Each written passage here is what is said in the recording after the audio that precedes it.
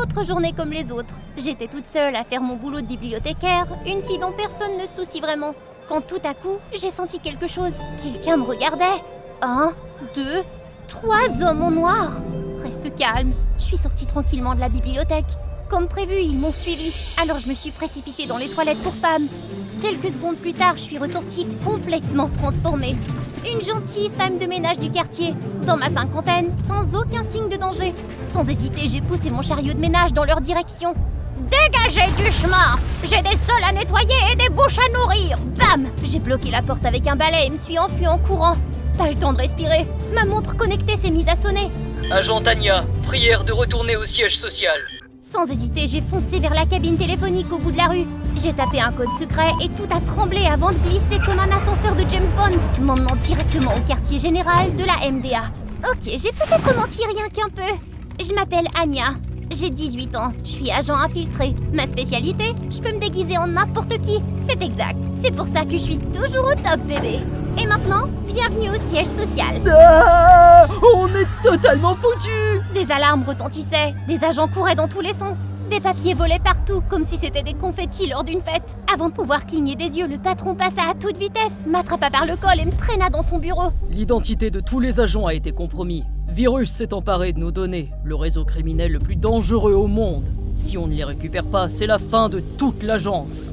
Attendez, alors vous voulez dire que... Votre mission, infiltrer Virus, récupérer les données.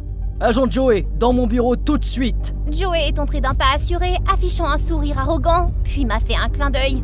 Agent Joey vous aidera dans cette mission. N'oubliez pas, l'avenir de la MDA dépend de vous deux. Maintenant, au travail!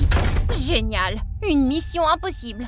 Alors, je pense qu'on devrait trouver un endroit pour, tu sais, discuter un peu du plan. Genre un endroit un peu...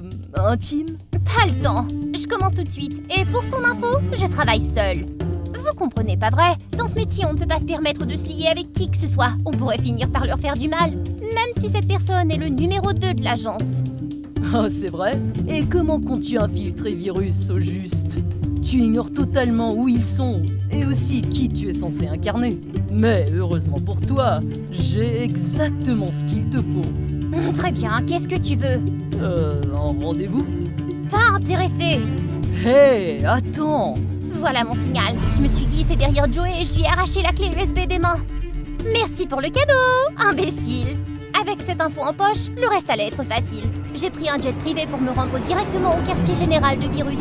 J'ai endossé une nouvelle identité, Vega, spécialiste en technologie. Joey s'était occupé de la vraie Vega, effaçant toute trace, donc j'avais une couverture parfaite. Quelques minutes plus tard, j'ai franchi les immenses portes en acier.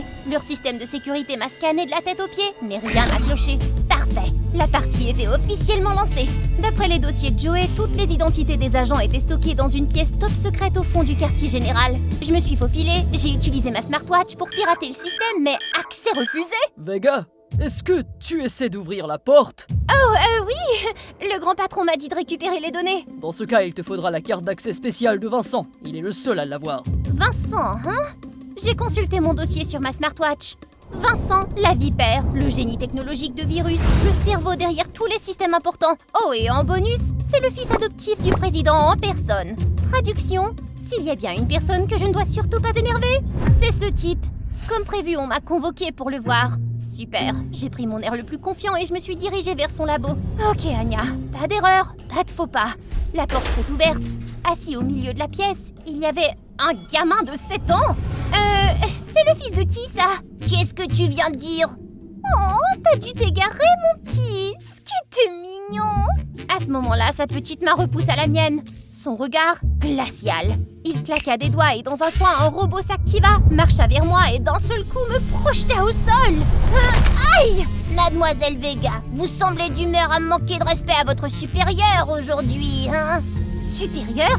Ce morveux était Vincent la vipère? Fils de patate! Réfléchis, Anya! Oh, ce n'était qu'un test psychologique. C'était complètement intentionnel. Je voulais voir comment t'allais réagir naturellement sous pression, hein? Vincent plissa les yeux et me regarda du regard. Ça sentait mauvais. Je devais d'abord gagner sa confiance avant même de rêver d'obtenir cette carte d'accès spéciale. Le lendemain matin, j'ai sorti le truc de la flatterie. Vincent a dit qu'il voulait du lait, alors j'ai apporté 12 sortes différentes, comme un mini buffet de lait. Qualité du lait insuffisante. Risque pour l'estomac 99%. Lancement de la procédure de termination liquide. Non, attends! Le jour d'après, je me suis pointée avec une montagne d'adorables peluches que j'ai disposées devant lui comme si c'était Noël. Il les a regardées avec un air blasé. Jouet détecté.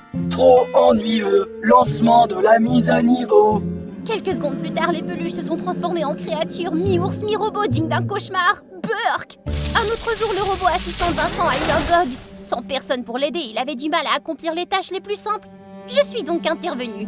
Repas, heure du bain, même histoire avant de faire dodo. Merci. Il s'est détourné, mais j'ai vu ses oreilles rougir. Je suppose qu'il n'est qu'un enfant après tout. Cette nuit-là, une fois Vincent endormi, je me suis faufilée dans sa chambre à la recherche de la carte d'accès spéciale. Soudain, le robot cassé s'est allumé et m'a encerclée. Intrus détecté. Activation du mode défense. Oh, crotte! Après une nuit mouvementée, je suis arrivée au siège social en boitant comme un zombie. Soudain, les alarmes se mirent à hurler. Les barrières magnétiques autour du labo avaient été franchies. Vincent pâlit et se précipita vers son labo. Au milieu du chaos, quelque chose sur les images de vidéosurveillance attira mon attention. Joey! Il était entré! Personne ne faisait attention alors j'effaçai rapidement les images. Et en un clin d'œil, il était devenu complètement invisible dans le système virus. Mais à ce moment-là, la porte s'est ouverte brusquement. Une figure d'autorité absolue est entrée. Et tout le monde s'est incliné. Monsieur!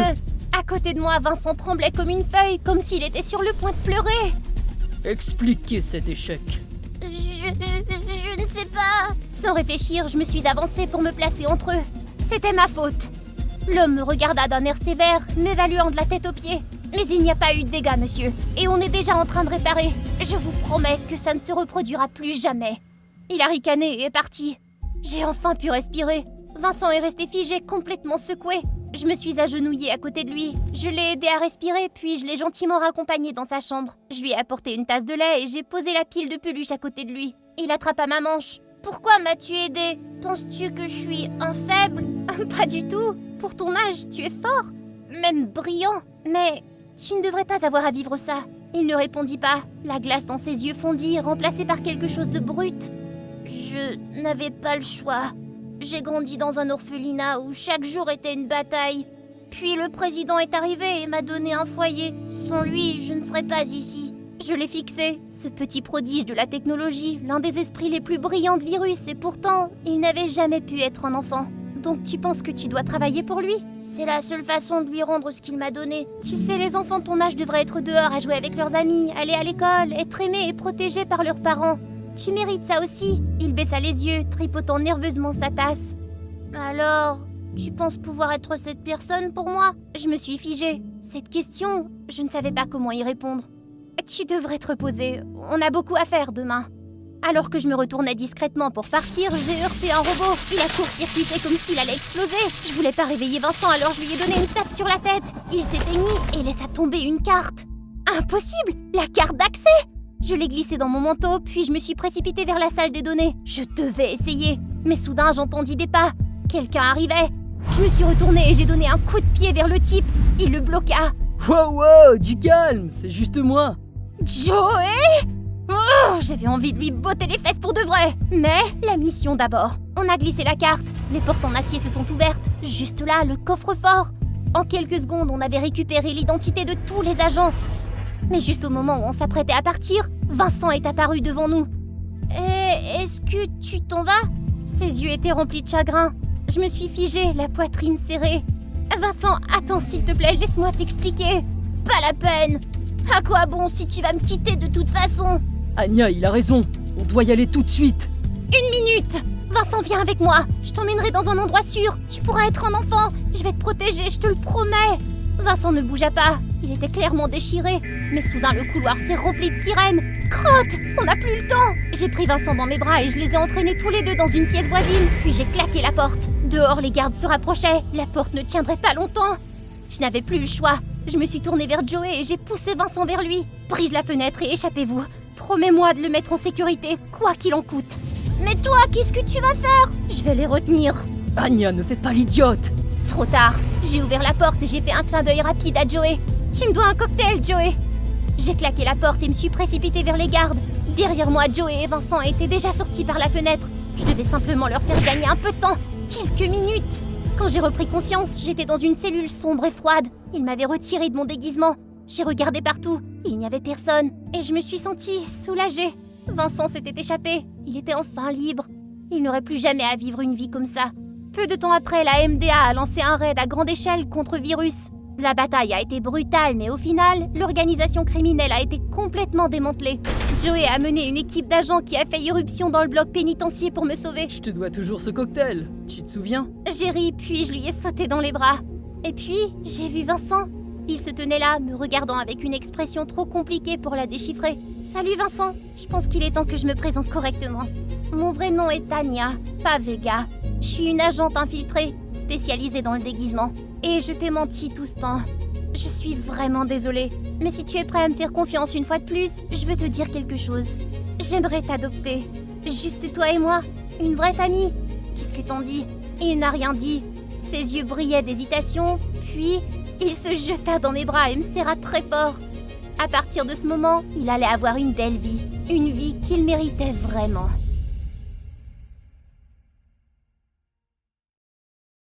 J'étais occupée à réparer mes palmes de natation quand le cri paniqué d'une femme a traversé l'air. Quelqu'un à l'aide! Dépêchez-vous! Sauvez le garçon qui est tombé à l'eau! 2 hommes ont plongé, nageant frénétiquement vers lui. Je ne pouvais pas rester là, je ne pouvais pas m'éloigner. Je me suis jetée à l'eau, fendant l'eau comme une lame. Le courant était déchaîné, entraînant le garçon plus loin, mais je n'allais pas abandonner. J'ai passé toute ma vie à nager dans cet océan. Je l'ai atteint juste au moment où son petit corps s'enfonçait et je l'ai ramené sur le rivage. La foule était en ébullition. Sa mère sanglotait tellement qu'elle s'est évanouie. Quelqu'un a commencé à pratiquer un massage cardiaque sur le garçon. Et après quelques instants, il a toussé et a ouvert les yeux. Les applaudissements étaient assourdissants. Avant de m'en rendre compte, quelqu'un m'a prise dans ses bras et m'a soulevée dans les airs. Aria, la légende! La reine de la mer, ici même! L'océan a toujours été ma maison, mais aujourd'hui, il a fait de moi une héroïne. Salut toi, je m'appelle Aria, j'ai 16 ans. Je vis dans un petit village de pêcheurs avec ma famille. Mon père était autrefois secouriste, le meilleur pour sauver les gens des énormes vagues. Aujourd'hui, il est à la retraite et passe son temps à aider ma mère au marché de poissons. J'ai un frère aîné, Jaden, qui est pêcheur. La dernière fois que je l'ai vu, c'était il y a plusieurs mois. Et je le vois à peine car il est toujours à la recherche de grosses prises. Quand il revient, il partage ses histoires sur l'océan. Un groupe de dauphins a guidé mon bateau hors d'une tempête. Ils nageaient si près que je pouvais presque les toucher. C'était absolument dingue. C'est cool, mais ce serait encore mieux de les voir sous l'eau. La plongée, c'est mon truc. Tous les matins, je suis là à explorer les récifs coralliens et à nager avec les poissons. Et toi, tu aimes l'océan? Laisse-moi un commentaire pour me le dire. Un jour, je saurai tout sur ce monde extraordinaire. Quand je reviens de la plongée, papa m'attend toujours à la porte de la maison. Tu reviens d'étudier l'océan? Fais ce qui te rend heureuse, petite. La mer est pleine de mystères qui t'attendent. La vie ici est simple, mais elle est parfaite. Je n'ai jamais pensé que quelque chose pourrait gâcher cela. Et puis, un matin, je me suis réveillée avec le chaos à l'extérieur. Je n'ai jamais rien vu d'aussi grave. Des poissons morts partout, du pétrole qui se répand comme du poison, comme s'ils avaient oublié qu'on existait. Tout s'est passé en une nuit. Qui est responsable de tout ça? J'ai sprinté jusqu'à la plage, le cœur battant la chamade. L'océan, mon meilleur ami, avait l'air détruit. Des poissons morts flottaient à la surface. L'eau était trouble et des nappes de pétrole scintillaient partout. Je devais trouver la cause de cette catastrophe et vite. Non, Aria, c'est bien trop dangereux. Je ne te laisserai pas aller dans cette eau sale. Mais Tout s'éclairera avec le temps. Nous devons simplement attendre. Les vagues à l'horizon avaient l'habitude de briller, mais maintenant elles avaient l'air ternes et sans vie. 3 jours plus tard, une équipe de militants écologistes est arrivée dirigée par le docteur Vesper, une femme étonnante aux yeux verts scintillants et à l'assurance indéniable. Tout le village s'est rassemblé sur la place, plein d'espoir. Merci de nous accueillir. Nous sommes ici pour vous aider à découvrir la cause de cette pollution et restaurer la beauté de l'océan. La foule a applaudi à tout rompre après ce discours audacieux. Ma mère s'est penchée et a chuchoté. Elle semble capable. Peut-être qu'ils sont vraiment notre dernier espoir. J'ai souri essayant d'égaler son optimisme, mais je ne pouvais pas me débarrasser d'un mauvais pressentiment en regardant les machines géantes qu'ils avaient apportées. Ce soir-là, les villageois ont organisé un festin pour les chercheurs. Les tables étaient remplies de fruits de mer frais, de riz fumant et de fruits. Alors que j'aidais maman à servir, j'ai remarqué Kai, l'un des membres de l'équipe, qui discutait de façon animée avec papa. Puis il m'a vu et m'a souri. J'ai détourné le regard, soudainement troublée. Hé, salut Aria. Ton père m'a parlé de toi. Tu dois connaître l'océan mieux que quiconque ici, pas vrai? Je fais juste beaucoup de plongée, c'est pas grand-chose. Mais qu'est-ce que tu racontes? Nous aimerions beaucoup que tu nous aides. Il m'a tendu la main, mais j'étais trop timide pour la serrer. Kai, tu peux venir m'aider? C'est tellement lourd! Je me suis retournée et j'ai vu une fille aux cheveux parfaitement coiffés qui s'efforçait d'ouvrir une bouteille d'eau. Je ne bois que de l'eau en bouteille. Et si toute la nourriture ici était contaminée? Joël, ne dis pas ça. C'est ce que nous avons. Certains d'entre nous n'ont pas le luxe d'être difficiles. J'ai attrapé une assiette de poisson et je suis partie, ignorant son souffle dramatique. Personne n'allait insulter les efforts de mon village. Mes parents sont pleins aux as. Ils auraient le cœur brisé de me voir me débattre comme ça. Kai m'a jeté un regard hésitant alors que je partais en trombe, mais je ne pouvais pas me débarrasser de la frustration que Joël m'apportait. Tard ce soir-là, je me suis assise au bord de la jetée, mes jambes se balançant au-dessus de l'eau alors que j'essayais d'écouter les murmures de l'océan. Tu es encore éveillé, il est tard. Kai s'est assis à côté de moi, me prenant au dépourvu. Je n'arrivais pas à m'endormir. Tu es inquiète, pas vrai? L'océan est juste blessé en ce moment. Et comme toute blessure, il peut guérir avec les bons soins. J'ai fixé Kai, stupéfaite par la facilité avec laquelle il me lisait comme un livre. Je veux protéger l'océan, mais j'ai l'impression qu'elle m'échappe. Non, Aria. Je te promets qu'on fera tout ce qu'on peut pour que les choses se passent bien à nouveau. Pour la première fois, j'ai souri à Kai, me sentant un peu plus légère. Le lendemain, j'ai rejoint l'équipe de recherche qui installait du matériel le long du rivage. Je regardais Kai ajuster un kit d'analyse de l'eau quand Joël est arrivé, l'air peu impressionné comme d'habitude. N'as-tu pas de corvée à faire? Tu ne fais que nous mettre des bâtons dans les roues. Je l'ai ignorée en sachant très bien qu'elle essayait de me causer des problèmes. Oh non! Elle a crié en renversant accidentellement un seau d'échantillons d'eau que je venais de collecter. Kai a froncé les sourcils, mais je lui ai rapidement assuré que ce n'était pas grave. Je n'avais qu'à prendre un autre seau. Plus tard, j'ai emmené Kai dans une crique isolée, épargnée de la pollution. Les récifs coralliens étaient florissants et pleins de vie. J'étais tellement fascinée par la vue que je n'ai pas remarqué que Kai m'avait accroché une épingle en forme d'étoile de mer dans les cheveux. Elle te va à merveille. Mes joues ont rougi. Mais avant que je ne puisse répondre, une vague s'est écrasée contre les rochers, nous aspergeant tous les deux. Nos rires ont résonné dans la petite crique, emplissant l'air d'un moment de joie au milieu de tout ce chaos. Lorsque nous sommes rentrés au village, Joël nous attendait près de la station de recherche. Kai, j'ai besoin de ton expertise pour ces échantillons. Ils sont juste tellement compliqués. Pendant une seconde, j'ai cru qu'elle prenait enfin le travail au sérieux, mais non. Elle cherchait simplement à attirer l'attention de Kai. Un mois s'est écoulé, rempli de stress, mais avec peu de progrès. La frustration des villageois montait, alors que de plus en plus de poissons mouraient et qu'aucune solution n'émergeait. Ce soir-là, tout s'est joué lors du dîner. Nous vous avons fait confiance pour régler ce problème, mais tout ce que nous avons vu, ce sont des tests et des promesses vides. S'il vous plaît, ces choses prennent du temps. Nous rassemblons des données. Du temps? Chaque jour, nous perdons plus de poissons. Notre gagne-pain est en train de mourir et vous ne faites rien. Nous faisons tout ce que nous pouvons.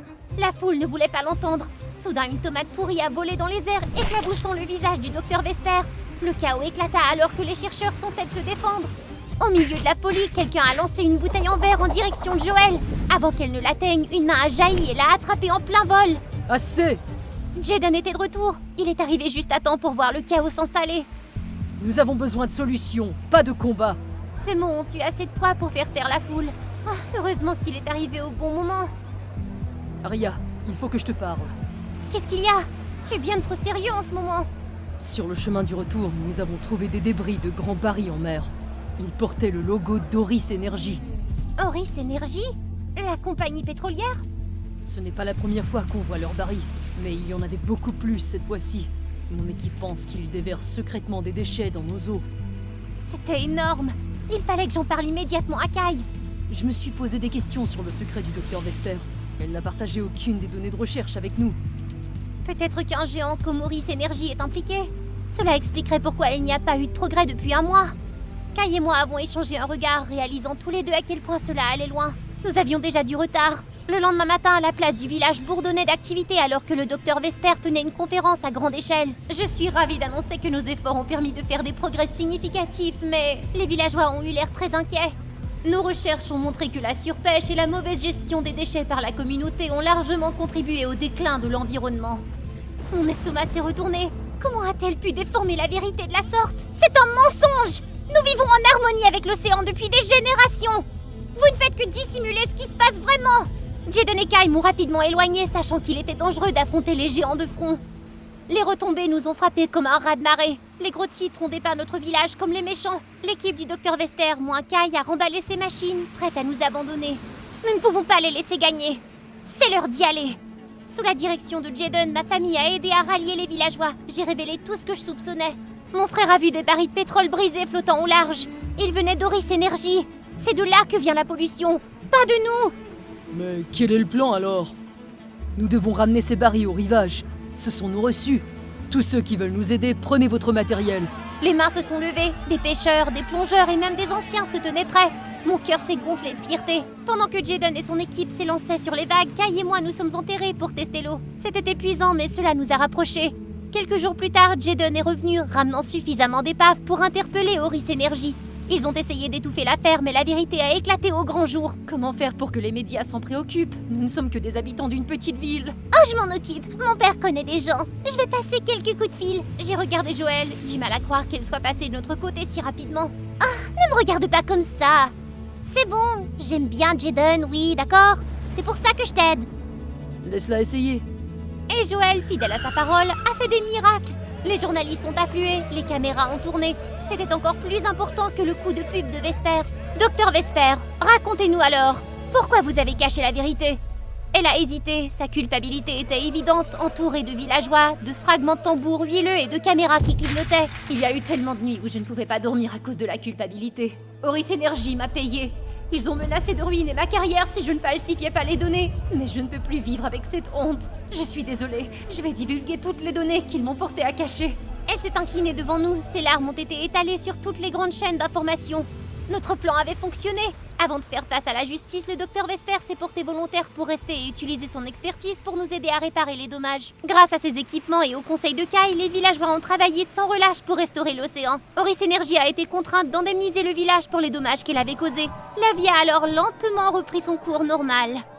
Et la plus grande surprise, Joël a trouvé sa raison d'être. Elle a commencé à capturer de beaux moments.